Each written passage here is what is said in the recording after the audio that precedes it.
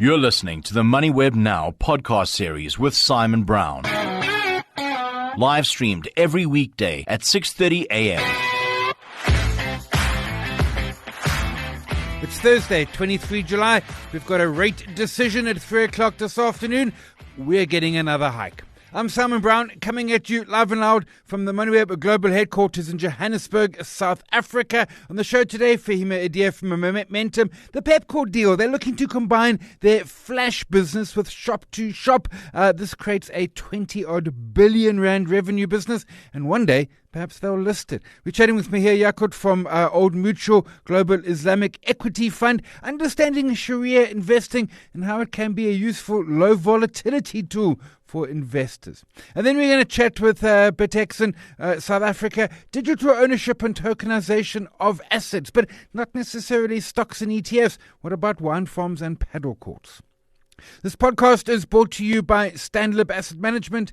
Invest in more global opportunities through their partnership with JP Morgan Asset Management.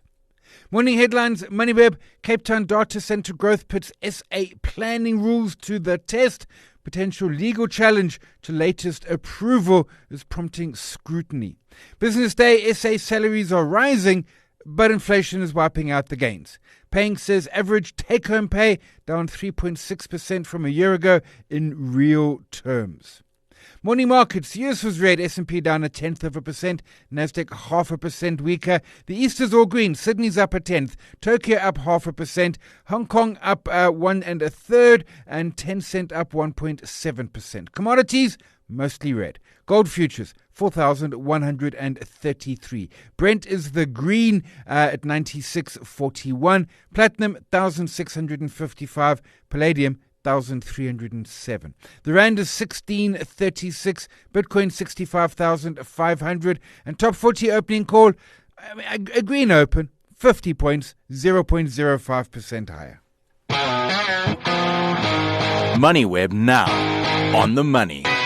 Also available on podcast. Chatting now with Faheema Adia from Momentum. Faheema, appreciate the early morning time. Pepkor announcing yesterday morning that their Flash business, and I think it was Keith McLachlan I chatted with it about many years ago when it was still just a small little business within Pepkor. It's now become very chunky. They're going to sort of essentially merge it with Shop2Shop. It's going to create a 20 billion revenue business. Your thoughts? I mean, this is really fintech and township economy sort of meeting in what is already a hotly contested but fast-growing space.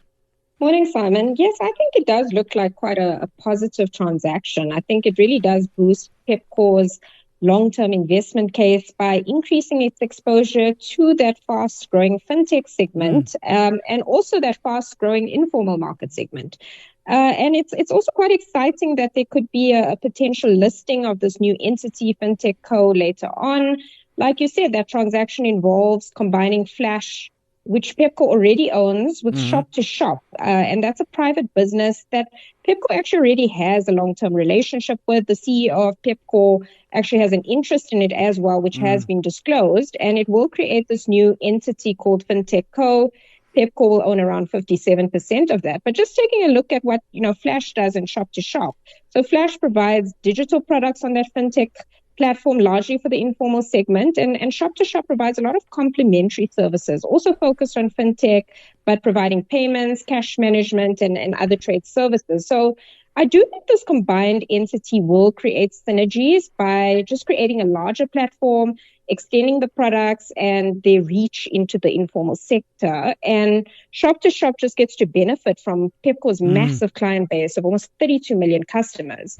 And then just taking a closer look at the financial information. So both businesses have, like you said, seen some strong growth over the past 3 years because of the massive growth in that fintech segment. But Shop2Shop has actually shown stronger metrics than Flash. So it's generated a 3-year revenue CAGR of about 29% and EBITDA CAGR of 85%. So both are capital-light businesses, which just shows there's a lot of operating leverage in there. So overall, I do think this combination should increase the quality of earnings and hopefully the cash flow generation of Pepkor. Absolutely. And then I get myself thinking, they also want they're going to do a bank. And suddenly we've got that 32 million odd customers you talk about. We've got this fintech. And then their idea with the bank, I mean, it all just fits together perfectly in a sense. Yes, exactly. I think it really does boost that investment case of Pepkor. And considering that it's quite a defensive business in this type of environment, considering the focus on value and pricing, and just looking at it from a valuation perspective, it's looking pretty attractive on a low forward P of 11 times. It's actually my preference compared to Mr. Price, after Mr. Price ventured into Europe. And I do think there's upside on this one. But yeah, I think we probably do need to wait for a bit of recovery in that consumer retail sector that has been under a lot of pressure because of the constrained consumer. But overall, it is positive, and we probably will see long-term recovery. Yeah, and I take your point. I mean, forward P of 11, what's that, a dividend yield of 2.6. The stock is not expensive by any stretch of imagination. We'll leave it there. That's Faheema Adia, Momentum and Securities. As always, appreciate the early morning time. Give your money the return at once without taking a flight with the Stanlib Global Select Fund, an offshore equity fund submanaged by JP Morgan Asset Management. Moneyweb now on the money.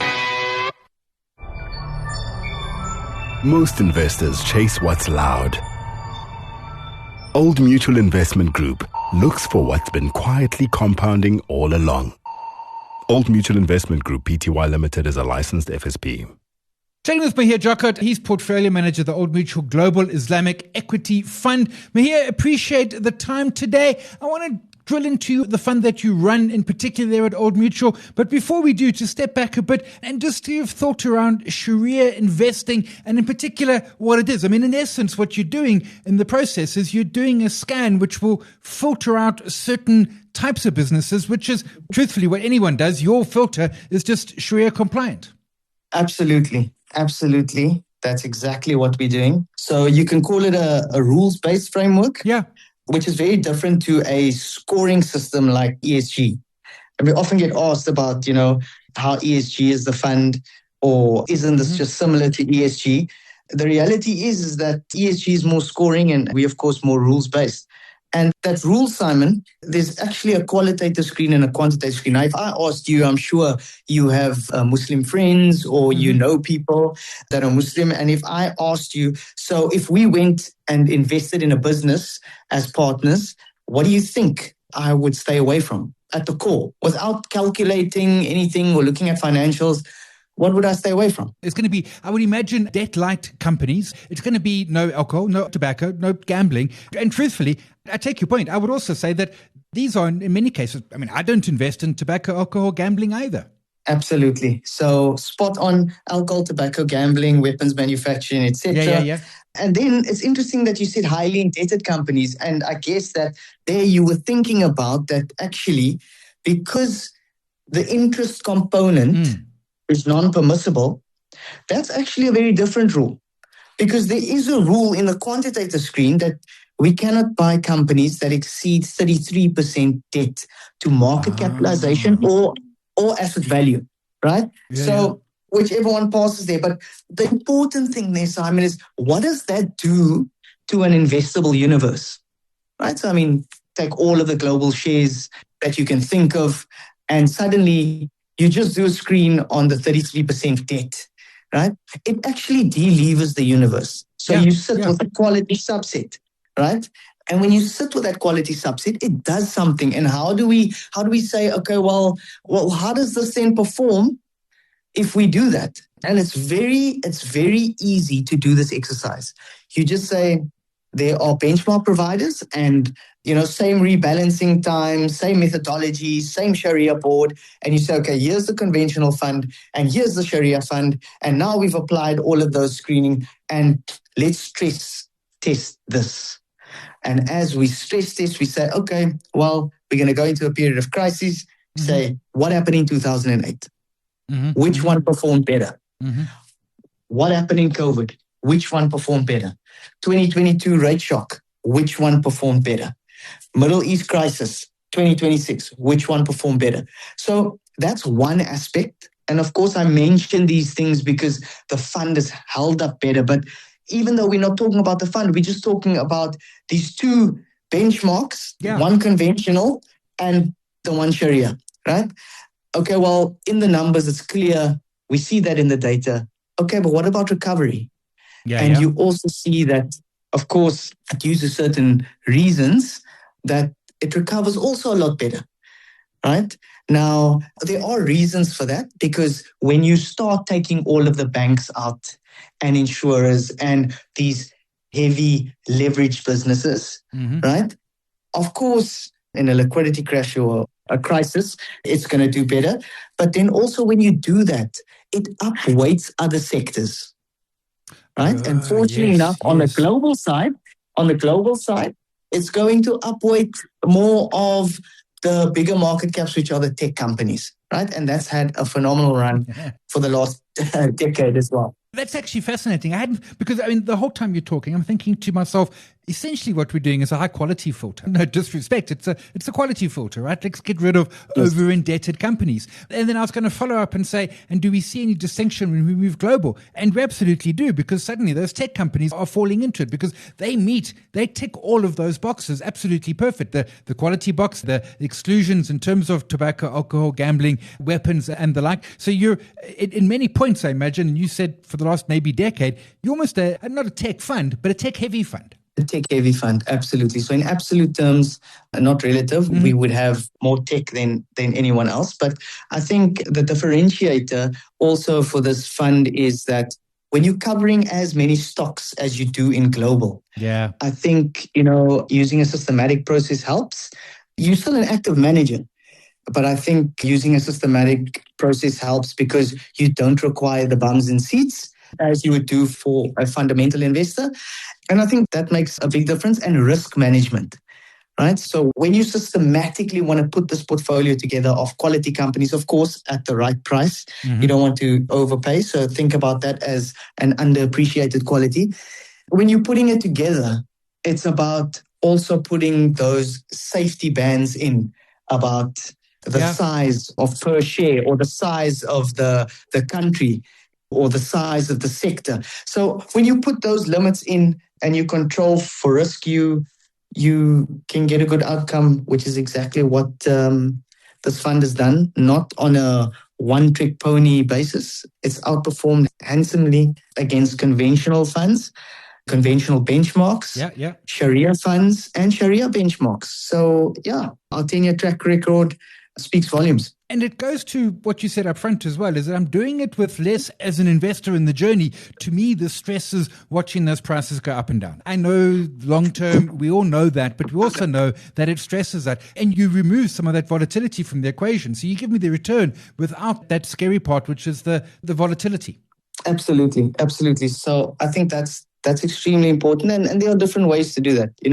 I don't want to sound too technical, but we've got one constraint there where we constrain the percentage contribution to active total risk. And, if that breaches, especially when tech runs, you profit take and you bring all of that back. So, risk management is a thing. I think it's extremely important in portfolio construction. So it's not just about our CIO, Siboniso Nkomalo, always tells me, just always focus on the process because alpha comes and goes.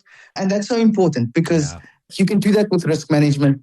And it's the consistency that investors really want. Always focus on the process. I like it, 100%. Alpha will come and go, but if you do the process, it will come back at some point, and that's the important part. We'll leave it there. It's Maahir Jakoet. He is our portfolio manager, Old Mutual Global Islamic Equity Fund. Appreciate the time.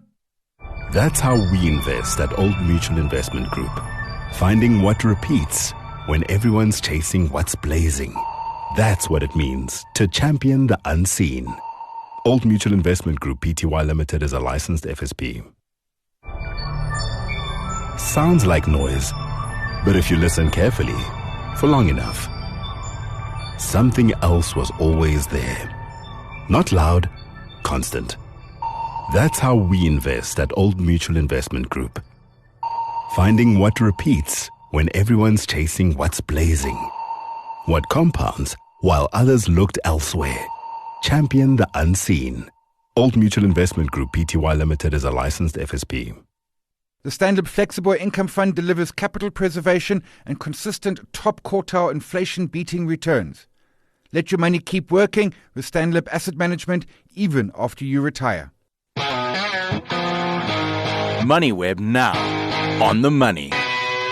Chatting now with Mark Diuga. He's CEO of Bitexen South Africa. Mark, good to chat again. Tokenization on the show here. We have talked about it a number of times. Usually, in fact, not usually, always kind of focusing on tokenizing US stocks, maybe some offshore ETFs, maybe even a bit of crypto or some commodity. You're looking to take it even a step further and saying that if properly structured, we could tokenize, I don't know, a paddle club, a farm, a wine farm, an agricultural farm. We can take this a lot wider than just listed equity. Good morning, Simon. Thanks for having me back. Yeah, that's exactly our thesis at Bitexen. So we will be entering the market in the next couple of weeks. We're finishing off some testing as a cryptocurrency exchange. And via one of our partner companies, we'll be looking at token issuance, which is what we've done successfully as a business internationally, and bringing that technology into South Africa.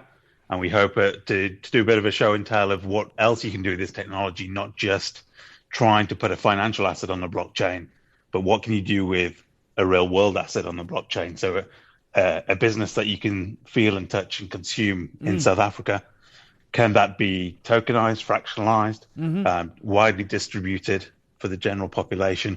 And how can they meaningfully participate, not just by being a member of a club, which already exists, but what if there was some financial inclusion and reward for the relationship by consuming an item and investing in the same business? And that's perhaps a lot of what it is. I mean, it's ownership. Make no mistake about that. But it goes broader than just the ownership. It is community. It can be rewards. It can be so much more than just that ownership, which makes it much more sort of real and it's sort of a tactile. Yeah, correct. I mean, a great example we're working on, which we will be publicizing in the next 6 to 8 weeks, is the tokenization of a vineyard near Stellenbosch in the Western Cape. So the ability for you, me, your listeners to invest, I suppose, for want of a better phrase, but put 100 Rand into a token, which has the legal structure and framework and compliant system in place to give a flow through of benefits from a shareholding structure and then fractionalized interests, which represent a real working vineyard where the token holder would have utility. So the same way that a wine farm might have membership today, but deep discounts delivered to your door if you can demonstrate you're a token holder, which we can with this technology. Invites to meet and greet the winemaker. But we can take it a little bit further than that. We can say if you have one token or 1% of the token supply, you have 1% of the voting power next time we decide on a wine label or a varietal or the naming of the next blend. So we can give this sort of more engaged community aspect around the consumers of a wine with the actual end product themselves. But what we can also do with this technology, because it's fractionalized, distributed on blockchain, very low cost to make micropayments, is every time a bottle of wine is sold, 10 Rand is now added to what we would call a staking contract without getting too complicated. But it means that there's a royalty payment every single time a bottle of wine is sold, distributed to token holders. So not only are they a member and feeling like they've got a bit of utility, a little bit of light governance on the project, but they also have the financial reward of being an investor into the underlying estate. Got you. Absolutely. And I think a key point of it, I mean, tokenization in of itself is not necessarily the magic wand. You still need that underlying asset. In this case, stay with the example, there be your wine farm. You need the differentiator, which to your point is we can flow some cash back, we can vote in varietals and labels and the like. There's also then the practical part, which is a regulatory framework, which is the model that you use in the secondary market, liquidity, which is a big part of what Bitexen brings those expertise to the market. Yeah, correct. I spent the earlier part of this week with the regulator in my office going through these examples, just really explaining the nitty-gritty of how how it works from a technological point of view. But you're right, the underlying asset is a real breathing, living business. It's just the legal framework and this technology allows us the infrastructure to build around it in a way that I think crowdfunding sort of failed us, where it was difficult to be organized. It was difficult to distribute benefits across a broad base of investors. Mm-hmm. And if you have too many investors, are you a collective investment scheme? So there were different parts where crowdfunding wasn't working. And we believe that the real world asset tokenization, the CASP framework for a crypto business as a financial services provider, can provide the benefits of the knowing your client aspect of a tangible investment product with the ease to distribute via technology. Yeah, I like that. This is kind of, I hadn't thought of that. This is kind of like crowdfunding, I don't know, grows up, goes to university. Because there's a lot I liked about the crowdfunding, never quite got it together. We'll leave it there. It's Mark Diuga. He is a CEO of Bitexen South Africa. Appreciate the early morning time. And that's our poll today on LinkedIn. Do you own any tokenized assets? Would you be interested? I mean, I don't know, the idea of buying a slice of a wine farm certainly seems attractive. But have your vote, have your say, LinkedIn. That's it for today. We were chatting with Tosha Jacobs yesterday. She, of course, from Investec. We were talking local inflation data that was due yesterday. And then, of course, MPC decision later today. We asked you what you think the MPC will do. Half said you fear another hike. Yeah, that 5% inflation number yesterday, we're getting another hike. Third said time to pause. I agree, but I don't think the MPC does. Rest said hoping for a cut. I agree with that too, but I don't think the MPC does. Have your vote, have your say, LinkedIn. This podcast is brought to you by Stanlib Asset Management. Invest in more certainty to navigate volatile market conditions. We're live every weekday morning, the Moneyweb website and the app, 6:30 a.m. podcast just after 7. Thanks to my team, Eddie Nobokle, Nicole Sabu, to you for listening, my guests for their time. My name is Simon Brown. This is Moneyweb Now. We'll chat again tomorrow, saving Marion Roberts. You've been listening to another Moneyweb Now podcast, posted every weekday at 7 a.m. on moneyweb.co.za. Moneyweb Now, on the money.